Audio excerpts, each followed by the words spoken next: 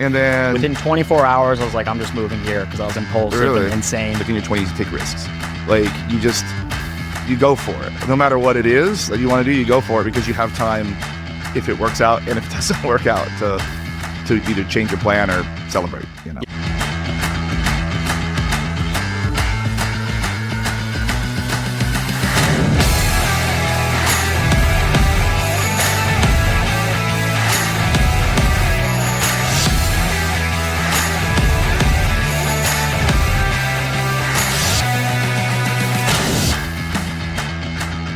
So, hi.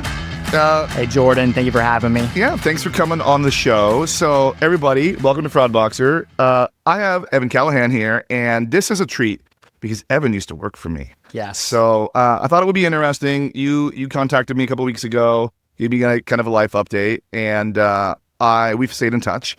So, I was like, come on the show. And then you're like, I'll come up and record it live. So, here you are in my home. Recording it live. So Yes. how you been, man? I've been good. Thank you for having me. It's good to see you. Yeah. You know, we keep in touch casually on Instagram. Yeah, we but always wind up like hanging out in random places. Like I was in San Diego once. You came to the hotel pool, you know. I just remember that. I forgot about that. Yeah. That was a fun. That was a big afternoon. It's fun hanging out with like you were like doing your business stuff, swinging around. Everybody knows you, so I just get to tag along and be like, yeah, and they have to be my friend as well. That's I'm right. like, hell yeah, Damn right. hell yeah, let's go. But yeah, thanks for having me. So I worked for Jordan at Ticketmaster as a chargeback analyst. It was my first job ever. So how did you even get to there? So where are you from? How'd you get to work, and how'd you even start with me to begin with? So where'd you come from? Yeah, so I'm from Pennsylvania. I went to Penn State. Ooh, And in my Ninny Lines, go Ninny Lines. My last year, I was making a lot of music. So I was like, I'm just going to move to LA. It's the thing to do. So you were making music there? The last year I Okay. started, because I did a 5th year, a victory lap. So you're doing music. Yeah. And what kind of music were you doing there? So I was I was a drummer my whole life. I was in a band. I was in a psychedelic rock band. You so were? I was I doing actually that. didn't know that about you. Yeah. That's what I did for 3 years. I was in a psych Was that rock your band. type of music, or was it just like the band that you fell Loved into? it. Oh, really? I loved Tame Impala.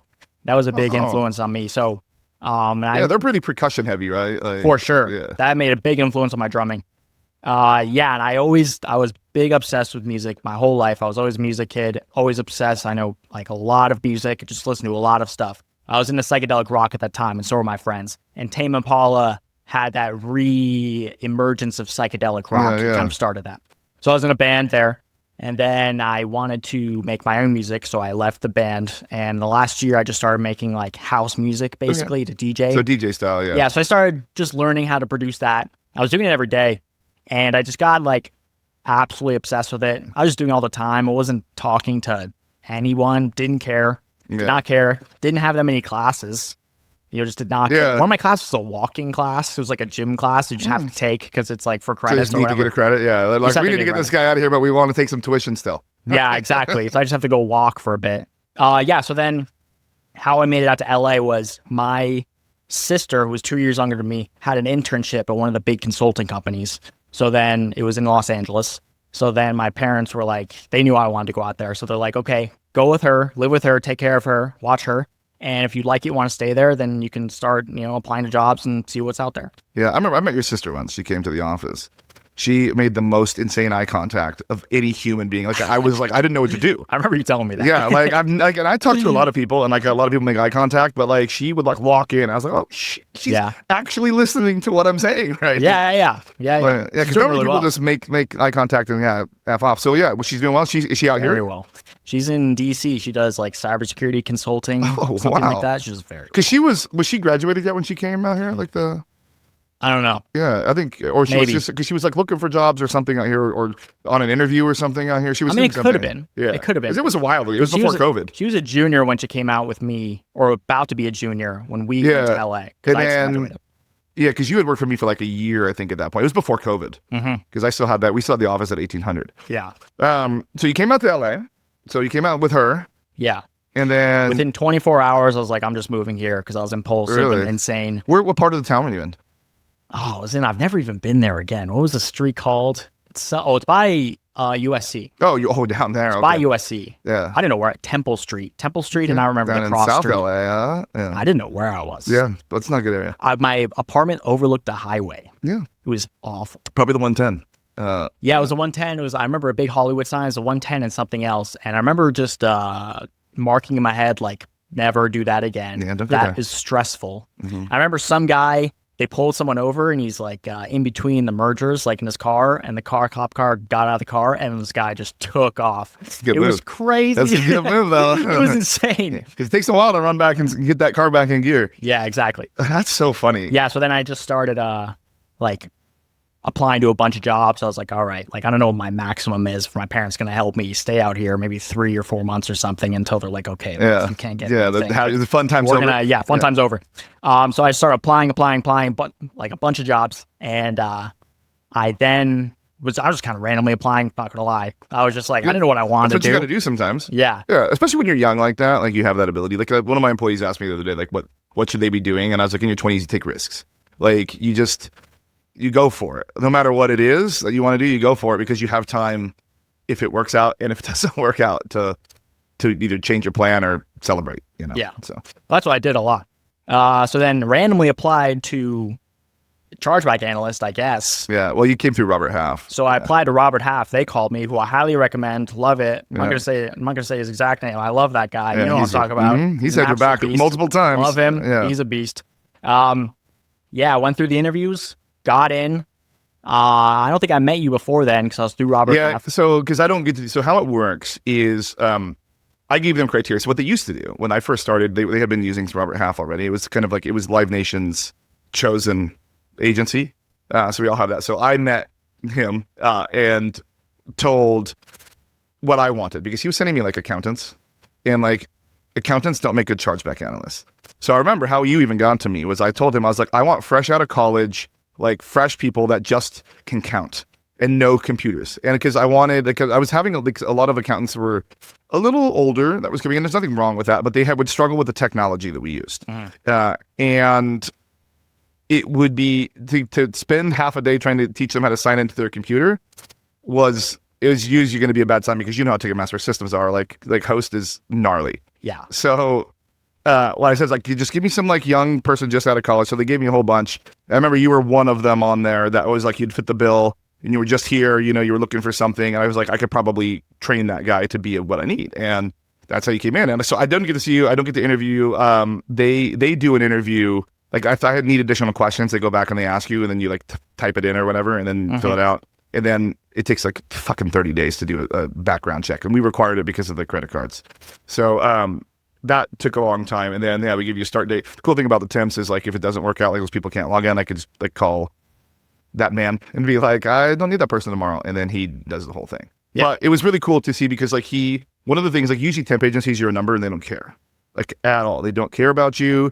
You're just, because they charge double like whatever you get paid to me. That's a lot. And they, like, as long as like they're your valuable in that capacity, like that's all they care about at the end of the day. But I will say that dude multiple times for you, like when I called him and said what was things that were happening, he went above and beyond to like make sure that you were comfortable. So like I think especially his division, like I've never used Robert Half outside of him specifically, but like if I ever needed temp help, I would call him first and foremost because he actually cares about his employees. Yeah, I think so. I even emailed him like a couple weeks ago. Yeah. And he's like, because I wanted to check his position on LinkedIn. I was like, oh man, he's gone higher up. And it's like, he emailed me back immediately. And I'm like, did he remember you? Thank you. Yeah. Yeah. It's like, dude, thank you so much. So great dude. Yeah. Met Jordan the first day. Best friends ever since. That's right. Locked eyes. Best friends. Been in my wedding. And all of that. Best man at his wedding. Yeah, there in the room when my child was born. I don't have either of those things. So then, and then I just started working with him at in Hollywood there. Yeah, and then I do temp to hire at I did temp to hire at Ticketmaster, so it was always like a path to a job at the end of the day. And like when you have a department that's that big, there's a fair amount of attrition at the beginning when I started because like I came in and brought all new ideas, all new rules, all new structures. Some people can't shake it in that, some can. We we did end up direct hiring you. I think it was like 3 to 6 months in. I think it was probably closer to 6 months in. So we converted you to an FTE there. So then you actually got benefits, and then you got direct pay. And then, Love benefits. And then I probably paid you more money than you made at Robert Half, and I probably cost me less money than I paid Robert Half.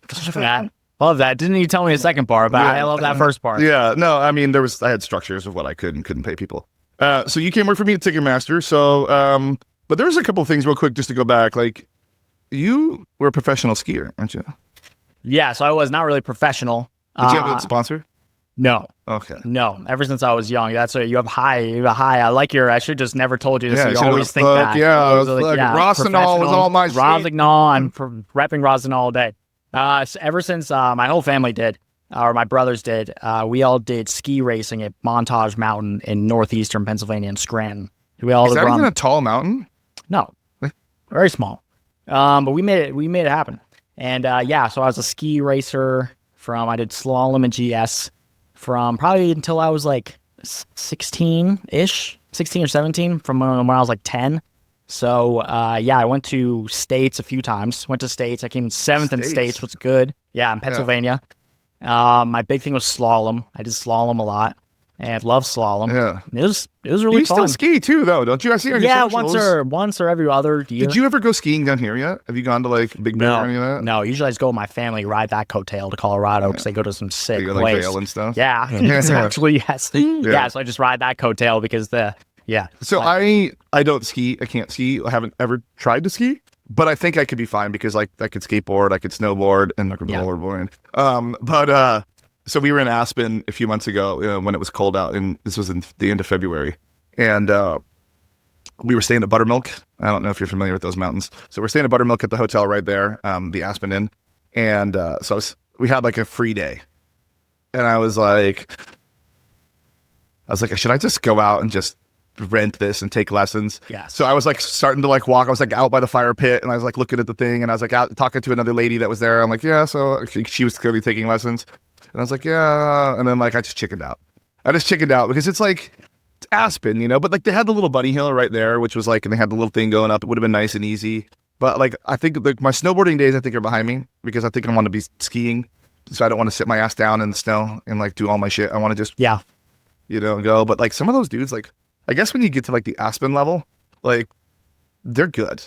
And now like everybody's doing like right at the front of Buttermilk, right up the hill is like the pipe. And then the park, and like these dudes on these skis are just doing like double backflips, just casually coming down, just hitting the hip. Yeah, I will not be doing. I just want to go like this. Yeah, like all day long. I've heard it's scary. I've been doing it since I was like 3. I don't remember learning really. So when you get on, when you click in, you're good. I almost feel more comfortable skiing than like walking. Really? I feel really good doing it, and I'm blessed that my father, my dad. That's a really good thing to do. Like when your life is established and like you have your family and all that, like that's like a thing. Like that's like a super cool thing to do. He calls it an investment because he's like, if we do this, then we can all go on ski trips together. And you can see cool places. Like me, like I love Aspen. It's one of my favorite places in the whole world. Yeah. But not for skiing. Like, so when we tell people like we go to Aspen all the time, we love Aspen. Like, oh, you're skiers? I'm like, just eat the food and drink the drinks, man. Yeah, like, nice place to be. Shit. Yeah. Like I feel good when I'm in Aspen, except for when I can't breathe. But I feel good when I'm there. I feel like I'm a part of some classy lifestyle, We go to Snowmass specifically. We went there last time, but that was like that was my dad and brother's That's like favorite. the big one, right? Like because they have like they have the big parking lot. Because when we ride the little what they call the Roaring Fork, the transit rafta or whatever around there. We ride that around because it's super cool. The buses are awesome, and they go anywhere you want. We go down to Carbondale and stuff and go eat. But that Snowmass, I think, is the big one. So Buttermilk, and then there's just regular Aspen Mountain, Yeah, and Aspen is probably harder than Snowmass. Aspen's crazy. We like Snowmass because Snowmass was like engineered or whatever after Aspen. Okay. It all funnels down to the same spot, so you don't have to like take like 4 reroutes to get back. Yeah, so they love that. Okay, that's cool. I mean, I think we're just gonna go do like a week in Aspen this winter. Because we always wind up going around President's Day, which is like the most expensive time there because it's the last. Yeah. Like one time, like the first time we ever went there, I was like, yeah, we're coming up. Like I have a client there that I do consulting for. And write that off. I do. I do. But all my trips are all business trips because I bring a camera with me. Actually, Nashville, I just filmed a whole bunch of stuff in Nashville, and nice. that's a write-off too. Nice. But I was like, yeah, we'll come up, so I just committed, and I bought the flight, and it was super cheap to go. But I bought the flight to Denver, and we rented a car. We were just gonna drive up. So I was like, all right, now let's do hotels. Do $4,000 a night minimum hotel in Aspen because everybody's there for President's Day. Oh, I was pissed because it's the last. When is President's Day? It's like the end of February. Okay. It's like the last real known like ski holiday. Like it's like at the end of the season essentially. Yeah. So all these people come in on the private jets to go ski Aspen with their families. Like the jets are parked like this, like back and forth down all the way down both sides of that. Crazy. Like it's not. I've never seen anything like it. And like you can see who's got the big swinging dick with the big jets versus like they get the G7s out there. The Bezos style, the G6s. You're nothing. And then like the little Honda jets, because you're gonna fit in here. It's crazy, but we usually go in like mid to late March. We do spring during the week. Yeah, so it's probably a little less crowded, because like I guess there's like spring break, but like people are usually going warmer climates then I feel. Yeah, there's just less people. It's less cold. Yeah. It's not we need to go do it like a week there and just post up and I just need to do lessons every day until I figure it out. Yeah, I mean, I think that would be the move. Here's the problem: is I'm probably gonna like it, and then I'm just gonna go just like I did with like all this podcast shit. I just go all in, and then like $30,000 later, here we are making content. It is my only outdoor thing I do. Yeah, that is my only. That's I'm a not pretty an good outdoor thing. I know it's and I like. I swim in that pool a lot, but that's about it. That's pretty good. My swimming in the pool is not. It's usually floating like this. Yeah. And then we got in the wilderness too. It's that's so then you get awesome. Yeah, okay. You've sold me. I'm gonna do it. So let's talk about working for me. Working for you was great. It's first experience. Was it really? It was amazing. Yeah. Well, everyone there make fun of me. They're like, Jordan and I got along very well. No. We had a good relationship. Everyone there, I'd get not like crazy or whatever. They just like casually make fun of me, like you keep kissing Jordan's butt, and I was like, hell yes, I do. Yeah. He's the man. He got me hired. He's my friend, and he's nice to me. I don't care. Yeah, I'm gonna be nice to him. I don't care. Well, that's the thing is like, I try to be like every morning when I come in, like it's gonna be about working for me, everybody. I would come in and I would try and spend time on the pod with everybody before I went to my office. Unless I was really pissed or I was late, then I had to go straight to my office. But I would try to spend time with the pod, talk to everybody, ask about their day. And like some people like that and some people don't like that. I think it's good when your boss is accessible. It kind of makes it a little more approachable. As like you felt comfortable to come to me with anything. I think for the most part, other people did. Like it took a while because the person that was in my role before me wasn't like that. Mm-hmm. So like, with like you and with Jenny specifically, it was hard to get through to her to be able that she could say what she needed to get her job done without me getting pissed about it. Because like the last person was like, don't bother me. I'm not going to give you anything. And then, other people just want to do their job or look like they're doing their job while not being bothered. A lot of YouTube was being watched and they act like I don't know that they're doing it, but I do. And one of the things that I was good at is shaking certain people out by giving them nothing to do. That's like a super old school management trick is I just would strip all their work away and say, don't worry about it. And like, they think it's cool at first, but then they get frustrated and then they apply for another job and then they leave. It's frustrating. Yeah. It's definitely frustrating. I mean, so because I've heard nightmare stories, you can read about it, of having some bad boss or bad manager who was like, just like either, an asshole or like something like that. And they just are, mean or just bad manager. And it's like, I was just grateful that I like Jenny, I like Leah, I like everybody. And it was like, everything was cool. I had no real. I tried to cultivate a supportive environment because you had never done this shit before. You didn't know anything about this stuff. Yeah. And, it's daunting because like this space can be overwhelming unless like you've had like a little bit. So normally people come in through customer service or they come in through like finance. So they were aware of what chargebacks are, how they work, and blah, blah, blah, blah. And even though you haven't fucking heard of a chargeback, you're like, what do I do here? And then there's so many little stupid rules that you have to do. And since you've left the industry, it's gotten even worse. Like Visa just cranked out this thing called Vamp, and it's ridiculous. It's absolutely stupid. But and I go super hard in the paint on them on the show. Rightfully so. Visa, change it. It was. I tried to make a supportive environment where people could grow and there was growth, and I showed people that there was growth. And I think I like to take chances on people. I think the people that ended up, and a lot of them are still there. The people that worked for me direct, except for Jenny, have all left. Like, it's just they didn't like what happened afterwards. The person that came in right after me was not supportive. I think people didn't realize how good they had it until it was gone. But they had a very different experience after that, and they left pretty quickly, you know. And like the James is he's at Netflix now, so he's doing great, you know. He was the guy that ran my fraud side. Like I like that guy a lot. Like, that was cool. He's at Netflix now. Good for him. He's at Netflix. Yeah, he's on I the liked him side. a lot. So he's doing real good over there. He's been there for a couple of years now. Yeah, and I wasn't interested at the time. I wasn't my focus wasn't there. It was in other fantasy land. But I remember him trying to set me up with moving to his team at some point. Yeah. I really appreciate it. Yeah, we want to. Well, so one of the things that I like to do with my staff is, I know, well, some people it is, like, you know, Casey, she's worked there for like 35 years now, but like chargebacks probably isn't some 24-year-old person's dream, and probably not the end of their life, you know? So especially at a company like Ticketmaster that's big and has so many different parts that you can interact with, like, what if there's something cool you like to do? You know, like, what if like you wanted to go work on venue support, or you wanted to go work in finance, or you wanted to do some sort of other thing that was there? If you told me about it, like, some managers take that as like a slight, like, oh, how could you ever want to leave me? I was like, cool, you want to go do that? Like, here's a path to do that. Let's have you come into a meeting next time I talk to them, you know? And then we can, if there's a fit, we can put you in there, you know? Like, like we have people leave and go to, you remember, Christine?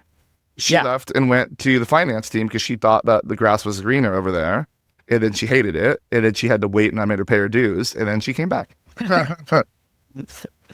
But yeah, you were always very open with like setting people up, because it is like, I mean, that's not the end of the road. I knew I probably wasn't going to be a chargeback analyst for my entire life. And I, you know, one of the things that I remember specifically about you is you wanted to do the music, and you enrolled in a class, remember? Yeah, I went to school, so I had a pretty intense schedule, and I pretty much have the same schedule now, which set me up well for discipline and just getting used to working. But remember, you asked me to change your hours.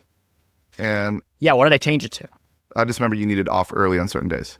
Oh yeah, so now it would come just earlier. That's right. Yeah, you were flexible with that. And that's like a lot of people. I just remember that. Yeah, it would come in at like 7:30 on some days, because then I had traffic. I had class. I'd walk to. I lived right there. Oh, that's right. I forgot that you lived right there. Theater. Yeah, kind of crazy stuff I saw at like 8 a.m. on Hollywood Boulevard. It was insane. So I started taking the train because I had to be there at 8, and so I would just get in early sometimes because it's just easier. And I would take the train in. And I remember it's so dark when I would leave the apartment to take the train. And like just nuts stuff right out there. Especially because like those people, when like you're walking into the office and I'm coming out of the train station, they haven't been to bed in days. Like definitely not last night. Yeah. You know? And they're still doing their thing in their underwear out there. Yeah. Yeah, then I would... I forgot that you lived right there, yeah. Yeah, it was awesome. But then I remember, okay, so that makes sense. I asked you that because I probably left around 4 or 4:30 and then just had to come in an hour or whatever earlier. And then because you guys were still hourly, you still had to clock in. I couldn't manipulate for that. Exactly. Yeah. So then I went to school from 6 to 10. So you came in at 7:30 and then went to school. Like you're basically all the way till 10 o'clock at night. Worked all day. What was specifically? What was the school? It was Icon Collective. They've recently disbanded. Okay. It was a production school. It was a music production school. So basically, they teach anything you need to know to. And how long did you go there? It was a 1 year. 1 year. 1 year. And then how many days a week? Was it 2 days a week? 3 days a week. 3 days a week. And then the other 2, there was definitely something. Did you learn a lot there? Yeah. Really? I loved it. I love learning. I love all that stuff. Did you already know music theory when you went in? No. Did they teach you music theory? Yes. Yeah. So what you really need to learn is like the software to put music on, like Ableton was what I was using. You need to learn how to make drums. You need to formulate a drum pattern. Which I already knew because I was a drummer, and that set me up very nicely for all this stuff. You need to know theory. You need to know synthesis. You need to know how to write lyrics, how to write songs. But you have to know that coming into them. No. Oh, but they... You should have a good idea of what, there's some people who are really good going in, which is probably a little better because then you can network a lot when you're in there. Yeah. And then some people go in not really knowing much, and then you learn a lot when you're there. And then really, much like everything else, and much like school, which is something we'll talk about in a bit, which I just did something different. Once it ends, it's not like you're a master. That's when it starts. That's when your stuff really starts of like, you now have to make your own schedule of like, I just learned all this stuff in a very quick period of time. Yeah. Now I have to keep this up and learn, expand this beyond the horizons of what I learned and accelerate this. And I was really motivated and obsessed with it and very, I get nerdy about a lot of stuff, and I loved the engineering and analytics of all that. Because you did go out and start your own music, and you were performing and you were doing things after that. Yeah. I was doing a little bit of performing, Yeah. not much, but I was trying. That was when you moved to San Diego, though, right? Yeah, I did a couple perform in LA? shows right before I moved, and then I did a pretty cool show through the last company I worked at, Insomniac, and then got a show. Well, I was through going to that. talk about that in a second. Do you remember when I left my jacket at One Oak? And I just thought about and this I sent yesterday. you in the cab, and I told you to go talk to the guy and talk to you about music. So I was not an employee, so I didn't go to the holiday party. Yeah. So then you left your jacket, and you're like, "Can you just go get it?" Yeah, I I went was to the paying you club. for it, yeah. So I went to the club, and it's closed, and I just went in, and this like old guy ripping cigs. Yeah. We walk around the whole thing. He's just talking about music. He's giving me life advice. It was the coolest Hollywood thing. Did he give you his like number and ever. stuff? Yeah. He's like, call me. Like, I know everybody. It was. Did you ever call him? Cool. I don't think so, because I was like, I didn't have like, I was like, because You he didn't was have like, your mixtape yet. no, I didn't at the time, and that was one thing where it's like luck is when preparation meets opportunity. I was not prepared, and it was one of those things. He's like, I know. He named a few very popular artists. He's like, I know these people. If you want to, like, if you have a song and want to write for them or whatever, like, have it. Like, I just wasn't prepared. Yeah. Like, I didn't have it. And, like, and I'm sure there was some imposter syndrome, and it was like, yeah, but it was a sick. That's You got how my things jacket happen. too. You got my jacket. I got your jacket. That's how things happen. It was sick. Yeah. But that was after you. So I remember you worked for me that was like 2018 when I sent you on that car ride. Then you made it all the way through COVID. My team was the only team that was unaffected, and we had shaken the team down then to a core group of people. So I think there was like 20 of us, and there might even have been less. That was like they had worked for me for 3 years or more at that point when COVID hit.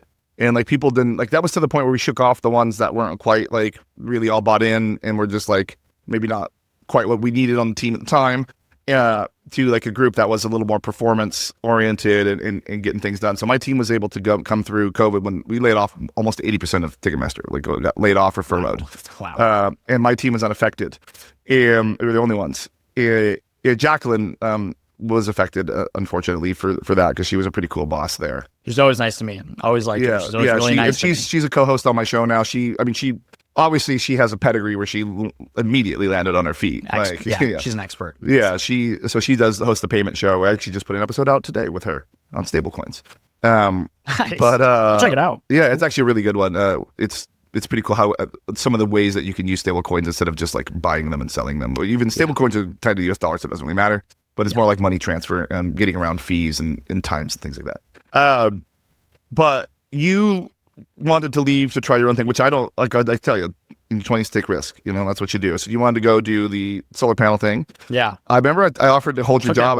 I put you on leave. I offered to put you on leave in case it didn't work out. But you were like, you wanted to do it. I'm taking that risk. Yeah, taking the risk. And it's crazy thing about risk. Sometimes it doesn't work out. And this one didn't. Yeah, but remember you called me after it didn't. And who did I tell you to call? The Beast, James Firestone, the man. I said his name. We can bleep it. We can put James in there. Love him. Love that guy. Held me out again. And got you right in. So the selling solar panels, great experience. I think everybody needs to have those types of things. So cool. Yeah. Didn't really sell much, so I wasn't making that much money. Didn't really sell much. Very intense. My boss was my age. Very intense, dude. Weird setup. Just I won't go too deep into it. He got very upset at me. I won't go too deep into it, but it's like solar panels. It's a racket. The way it's set up. It's like, well, you can just to give a brief thing without really revealing too much information, is that Sunrun's really the one who does really well because they sell the financial contracts to everybody. So I can just buy a financial contract from them and then call it Evan Solar Panels, and I start selling tomorrow, basically. Yeah. Exaggerated, but like... And then you just mark it up a little bit, right? And then you just stick your little thing on the top, and then they do all the installs. It's just farmed out to them, right? At the end of the day, you sell the contract, and then from there, it goes to them. Yeah. It's like Freedom Forever does the same thing. Like Vivint So Vivint, and then it's really done by Freedom Forever. Yeah. Yeah. So I do door. I'd get leads. It wasn't really door to door. Did you have a little hoverboard? No, I should have. All the little dickheads that come to my door have the hoverboard. They ignore my no soliciting That's sign. pretty cool. Yeah. That's a pretty good way to do it. Yeah. Yeah, I go to door because the way it works is like these people like fill out some dumb Facebook ad and some guy shows up their door and they're like, some of them are like, what are you doing? Yeah, I had a few times where they're like, we don't want anything. Get the hell out of my life. Get it out. I understand. That's me. I tried to sell, and I probably sold like 4 or 5 or that's pretty good, like actually. It was fine. Yeah. Definitely wasn't, like, it was also just like, if you're really into it and that's what you want to do and you're an absolute savage at selling, do all the time, you can make so much money. You can make a lot. It's all the art of like not taking no, but like I see some of my neighbors that are a little older and they buy like everything that knocks on their door. Like everything. That's weird. I always made fun of Jenny. Pretty funny. I always made fun of Jenny too because like she would buy everything that would knock on our door. She's like, I gotta take the day off because I got ADT installed. They came and gave me a really good deal. DirecTV. That's insane. Solar panels. That's I was insane. like, stop. I was like, you need to stop answering the door. That's crazy. That's a seller's dream. Yeah. So then that really. I'm sure she's in like some book. Just go knock on the door. Yeah. Like you got meat left over, allegedly. Knock on that door. She'll buy all of it. Yeah. So that was a cool experience. It wasn't working out. And then you told me I should call our friend at Robert Half got a job at Insomniac. Which was another good thing for you and your music. Another great. Yeah. That was the big sell. It was like I was really lucky to get it. And you were there for a while too, right? So for 2 years. It was really cool. I was doing some like invoicing, accounting stuff. Everyone there was really cool. I obviously really liked working there. Did you get to go to the big one?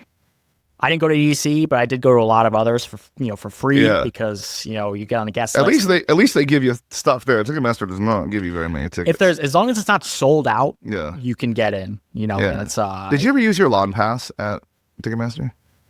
The grass pass? I feel like I had it once for something. I feel like I used mine maybe once, but I feel like I had it for something. I remember talking to you about it and like, should I do it? Like I don't remember. But anyway, at that time in my life, I was like 28 and I'd been doing music for like 4 years and there was no traction. I wasn't really making that much money. I was like, I had no fans. I barely had a brand going. So I'm like, I need to step this up. I need to take this risk, whatever this is. I need to go get this stuff and like do whatever I got to do to make this happen. So I realized that I had 2 friends in San Diego. So I'm like, I'm just going to move in with them, save money on there. I realized I could drive Uber and make pretty similar money to what I was making at that place. And set your own schedule too. Yeah, I have to make I got to work like 40, 45 hours a week to like make similar money. And the other thing, I had this idea. I don't know where I got this idea from, but I put signs in my car on the back of the passenger seats. That was basically a little pitch, like my name is Evan. I make this type of music. It's influenced by this. If you want to support, here's my Instagram, my Spotify. And I didn't think that many people would. I didn't know what was going to happen. Yeah. Because it was risky and like. But you go down late night in the gas lamp and start picking up people. Like, it was vulnerable. It's like hard to show people your music. I just started a new brand to like hit a specific audience, and it was like all that stuff. It was fully us starting it. But and then I moved to San Diego very soon after that. So I did most of my driving in San Diego, and everyone in San Diego, super cool. Everyone was so nice. It's like not California. Like San Diego's like not California, dude. Yeah. I think that's what people think of when they think of like Southern California. It is a laid back, mellow place, but people are still successful somehow. Yes. Like, I don't know how. But yeah, so then I would say, because then I was driving Uber full time and doing that, I would say like 80% of people would ask about it, would ask me to play my music. Really? I wouldn't just play it on Marathon. It'd be crazy. They would ask me to play it. And that was the first time in my 5 years of making music at the time that I had anybody other than like a friend or family be like, this is pretty good. Which being pretty good, that's better than being like, this is incredible, this is amazing. Saying something's pretty good, that means they're genuinely listening to it and being like, this is pretty good. Yeah. Especially if it was, because it was for like ages like 16 to 22, basically. That's like the age range. When it was someone in that age range, they would be like, dude, you are really talented. You are really good. This is awesome. And it was that was like the first time I was getting like attention from that. Yeah. I made friends doing that. Yeah. I made all my friends like through that because my Instagram was there, and I was like, you found other artists too, right? Yeah, I found other artists. I played in random bars because they're like, hey, we have another kid visiting here. We want you to open like for us. And like, there was no one at the bar, but I don't care. Yeah, but I mean, by the way, like, so, you know, we go to Nashville and there's a lot of people that played at completely empty bars every day. Yeah. But like, if it was me and I had just moved to Nashville, like, I need to get my jitters out doing that. You know, I have to. Like, I have to get used to sitting on stage playing, setting up the mics, plugging in. What happens when I hit the wrong chord? It's better to do that when no one's there and then get into my rhythm than if like it's a full house. It's my first time ever doing that. You know? Yeah. But as you get used to it, yeah. Like I was usually used to drumming, singing on stage. That's a different animal. It's like that's probably the most vulnerable thing you can do. Really? So I find like when I do singing, only singing, it's not saying I'm good at singing, but the performance aspect of it is easiest for me than anything instrument wise. I feel like I could correct like timing and stuff on the vocal a lot easier than I can on guitar. I'm pretty good at like getting back in time and things like that. If I miss something, I miss a cue. But drums are always hard because you are the fucking cue. Mm-hmm. Yeah. I think it's a confidence thing of like, I was drumming for a long time and I was obsessed with that when I was from like 11 to 18 or whatever.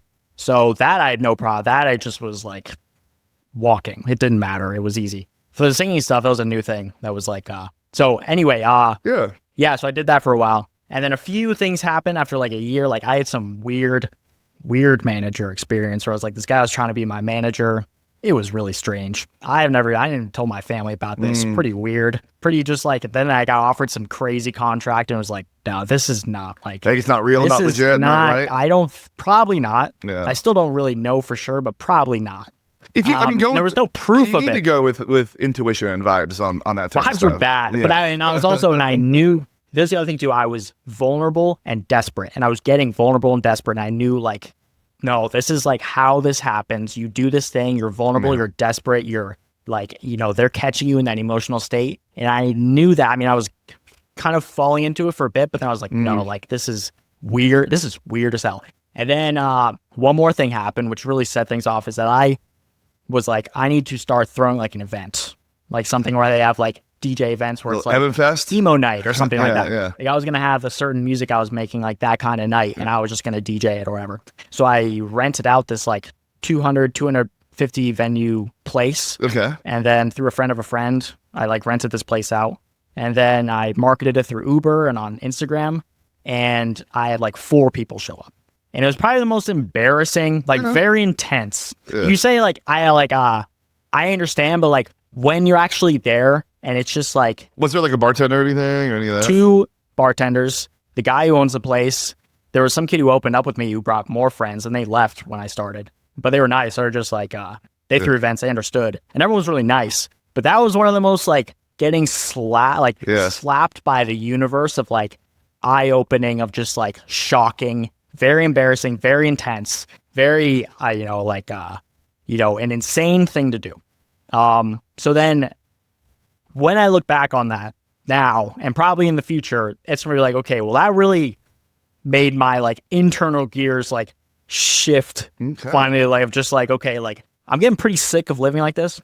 I come from a great family. They all do really well. They all have great jobs. I don't need to be out here pretend struggling as if like I don't have the like ambition or intelligence or whatever to do something else that actually makes any money whatsoever, because I can still do music on the side or whatever, but it's like, that was when I was like, okay, like I need to switch things up. This is not working whatsoever. So then I was just deciding, what do I do? I haven't done anything really. So I was like, should I get I wouldn't say that. I mean, I would say you will realize it someday, but all of those things will have added to the person that you are, organization, like character building, knowing how to take that on that embarrassment of that sort of thing. But like even like the discipline of like coming to work early and going to class and actually doing it and not skipping it and actually doing it will be super helpful. How to market yourself will be super helpful. Yeah. Like knowing when, especially on like Uber, it's easy to fall in that I'm too tired, I don't want to drive right now. But like being able to do it and still make it, like these are all things that will matter more than you ever realize in your life going forward. Like, little things count, like me, like I'm seeing it now that I have this house, because a house has a lot to maintain.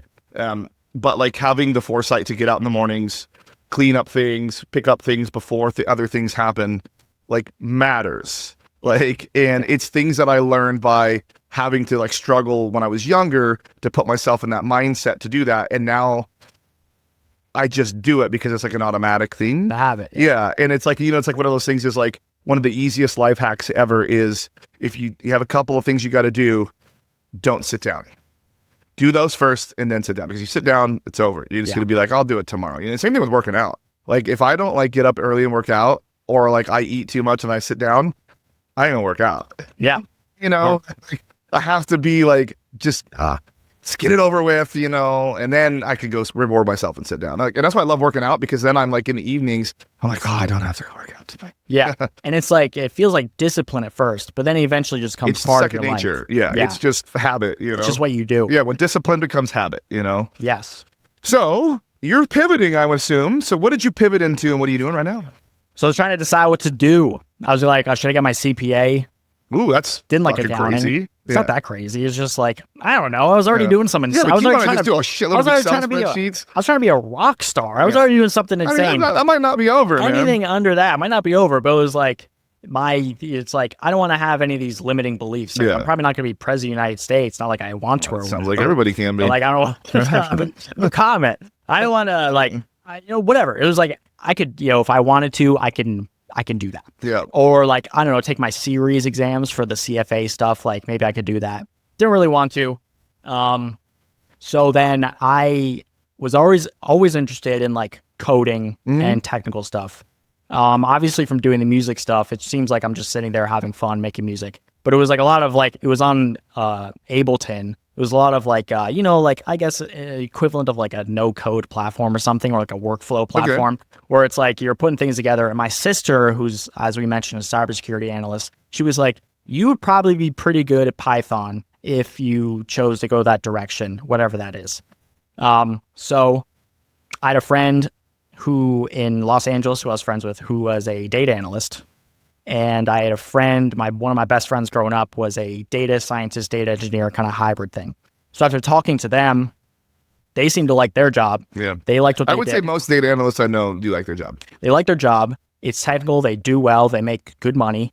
And you can do it from home. You can do it from anywhere. Usually. You can do it from anywhere. Yeah. And my friend went to Penn State with my friend and the data engineer. He went to Penn State with me. So he went that direction. But then my other friend, he also went to Penn State, but he he went to a coding boot camp after school and got a job really fast. And that was like a really good time to get a job. But he's a smart dude. He got a job very fast. And if you go online, if you go on Reddit and ask them, well, should I do a coding boot camp? They're going to call you an idiot. Yeah. They're going to say, you're a scammer. No. Do not do that. No, because, it's all tests. Oh, I mean, now you have to get through some of the screening process. But like once you're in the door, it's all tests. Yeah. And like if you can do it and you do it right, because half the people are learning shit on ChatGPT now. Like it's exactly like, yeah, exactly. I mean, if you can do the work, it doesn't really matter how you've got to be able to do the work, as long as you can do the work. At least to me. That's what it seems at least like to most of the people that I work tech with. Especially. You can't be a doctor and do that. Like in tech, you can. There's a million computer programmers, engineers 2s, 3s that did not go to college and did boot camps or self-taught coded, and now they're all vibe coding. But, My friend had Insomniac, the software engineer on the team, did not go to college. Yeah. He was self-taught developer. And that was another kid I mean, there's a lot of people like that. Yeah. If you can do the work, like, especially if you build cool shit, and like other people find out you build cool shit, and then once you get it on your resume that you've built cool shit in cool companies, that's all that matters. Yeah, exactly.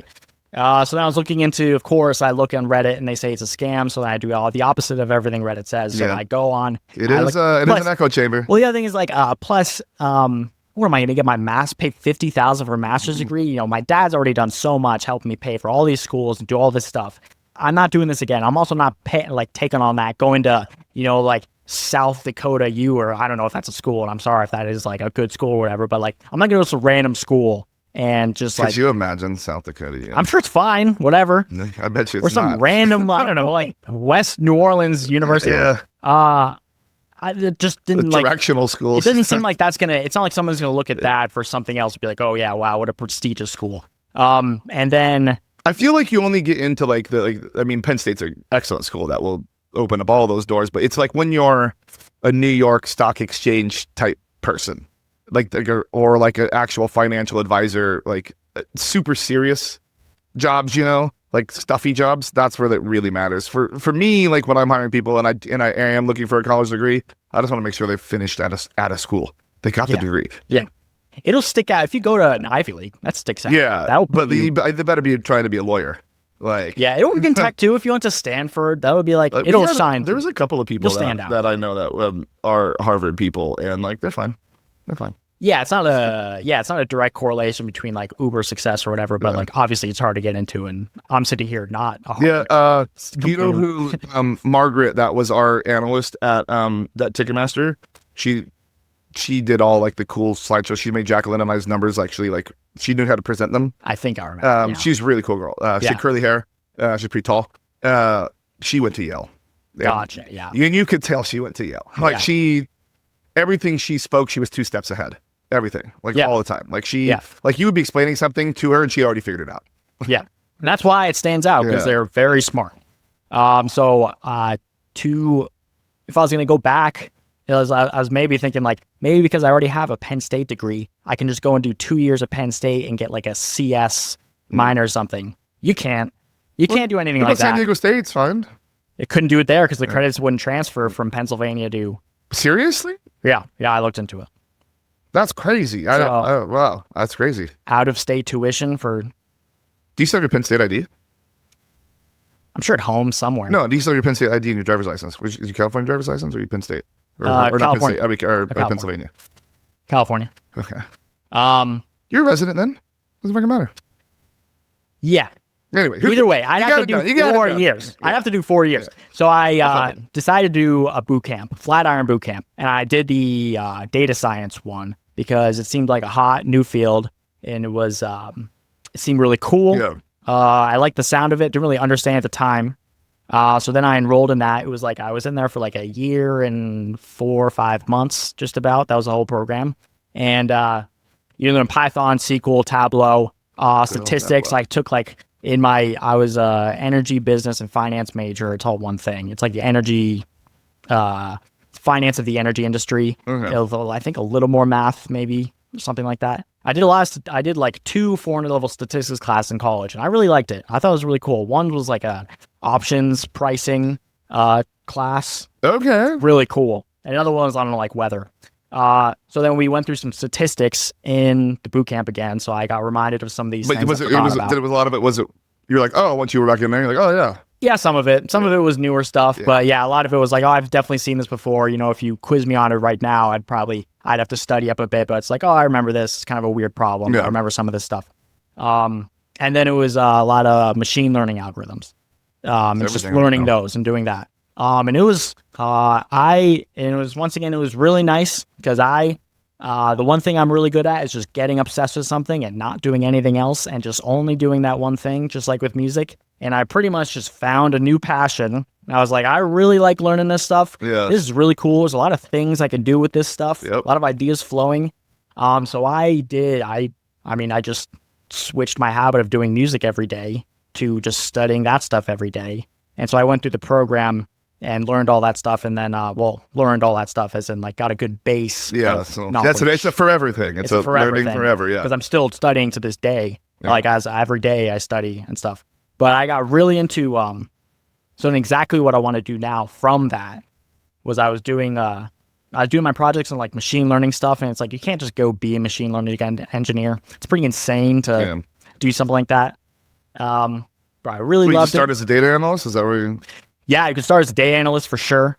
You could maybe squeeze into a junior data engineer role if you get really lucky, or if you get really lucky. The one I was looking at today, just was a regular data analyst role, and it wants 8 years of like experience, which is crazy to me. They all say that. Yeah, I just ignore it. They all say that. Yeah, of course. And like I get why they say that. They want someone they're not going to hold their hand or whatever. But yeah, I mean, I just want to get good at the job to be able to bring value to the company as fast as I can in that position. So I got to be good at SQL, mostly SQL, some Python for data analytics. So the entry level role basically in that world is data analytics. So that's what we're trying to get you into then, huh? Yeah. All Yeah. right. Well, anybody, if you're listening to this and you're looking for an entry-level person, Evan's available. So Yes, I am. I will put his link to his information and his LinkedIn in the description of this video below. So if there is something where you have a role that fits, please contact him and let's see if we can find him. Thank you, Jordan. Yeah. Yeah, and when I was in the boot camp, I loved the machine learning stuff. Really cool. That is everything right now. I mean, loved it. AI is ML at the end of the day. I tried to make this model to predict stock price, and I'm a billionaire now. Just kidding. It did not He work. doesn't even need the work. Don't call him. It did not work. It did not work. But I was using this thing called XGBoost, if anybody knows about that. It's for like time series analysis, and I was using all these features.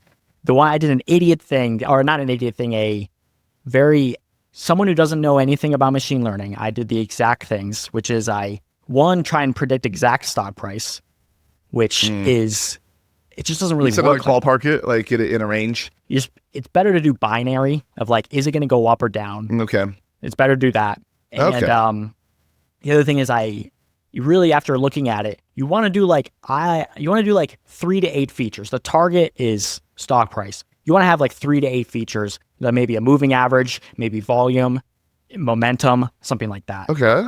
I had like 350 features. Okay. I put every single, it's the same thing. When we tried to build our model at Ticketmaster for just for fraud prediction, like our internal one, that was like we had too many features, and that was like we were really stripping it down to like just a few features. Yeah. That was what it had to be, like based on like this one single criteria, this behavioral pattern, and that was just the only way we could figure it out. But like we tried it, but it was not accurate at all because we tried to do too much. Yeah, and it could be overfit. There's a lot of problems that could happen from that. But then from that experience, which is basically leads to the stuff I like data analytics. I Tableau. I like SQL and keeping up with performance metrics, all that stuff. But I really found out the most important part of the data pipeline is the data engineering, because it does not matter if you have some PhD level Harvard person getting paid $150 million from Facebook. If they're getting handed bad, incomplete data, doesn't matter what they're doing. So that was something I learned when I was making these projects, even of just like, well, whatever result I'm getting doesn't matter because I'm not getting quality data. Yeah. So then I've been studying a lot of the data engineering stuff. So it's basically the ETL process and Python and SQL, more so of that. And then learning some other tools like Databricks and GCP buckets. Databricks, that's what we're using now. That seems like the thing to do. Do you know if you use Snowflake at all? No, I decided to start learning Databricks. I can't learn everything at the same time. Yeah, I would say, Snowflake was the hotness 5 years ago. Seems like everybody's using Databricks right now. I know I still see Snowflake in job postings, but I think if you put Databricks on there, they're going to be fine. Yeah. So I basically just been that's where I'm at right now. It's my life right now, just studying all that stuff. I study that stuff every day. I try and build ETL projects. I'm building one right now to scrape data from a website using Playwright and put it into a bucket and transform it. Yeah, I use PySpark, transform it, data build tool if I have to, try and learn all this stuff. It's a lot. Yeah. But I like learning it. You're in the weeds, man. I'm still on the shore looking in, being like, what? I want to mimic what they would do in a real production thing, But so you're making your own little project still, right now. That's fun though. At least you're like, you didn't learn it and be like, okay, wait for somebody, like you're doing your own stuff. Yeah, gotta. And I want to learn. I want to do my own projects anyway. You should build one that predicts the lottery numbers and then win that like 5 times. That is an incredible idea. I think there's your next project. But there's definitely stuff you can do for like, I remember I was going to do some fraud project and it was going to take a while. And it was like, this is going to take a long time. So I didn't do it. There we go. But now I can. Now I have the time. Well, now you have the time. I've thought about it. Yeah, and like you could just there's a lot of companies that have already built the structure, and they just need people to help them like maintain it and improve it. Yeah. So, well, let's see if we can find you something. So I would appreciate it greatly. Yeah, I'd appreciate it greatly. Everybody, as we wrap up here, like I said, if all that stuff sounds appealing to you and sounds like something you might need, please reach out to him and give him a test. Thank you. I would appreciate all the testing and the opportunity. In closing, anything else?